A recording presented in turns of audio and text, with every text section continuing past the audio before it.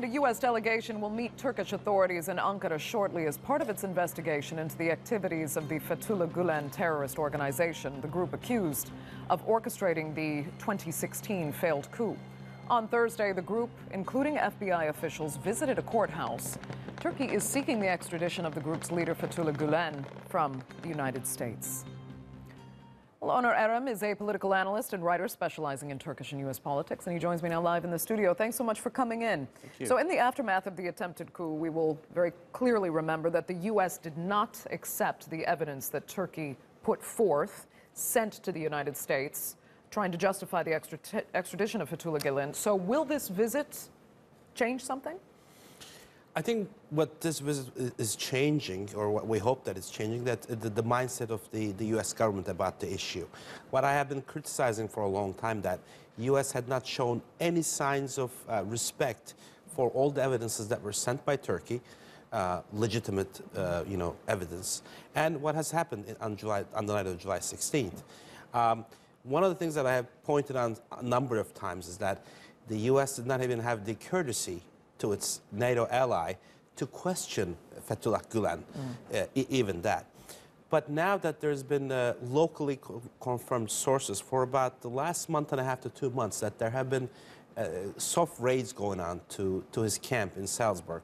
Federal cars, unmarked cars coming and going to the Fethullah Gulen compound, which hopefully will translate to something going on, that the U.S. government is involving itself more into this, and then maybe that there is more than that meets the eye at this point. And I think this visit is a clear indication that for the first time ever, the U.S. government is actually trying to go through a period of due diligence on the issue. Okay. I'm skeptic about how they're going to react, but the fact that they're reacting at some point is something to look forward to.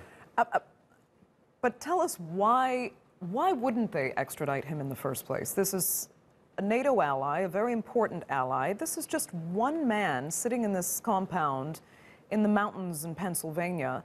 Why would they seemingly protect him? What would be in their interest to do that? I'm sure if we lined up 100 people here, they would have 100 different ideas at least. But to say the least, we know for a fact right now, obviously, extraditing Gulen to Turkey is against the U.S. national interests.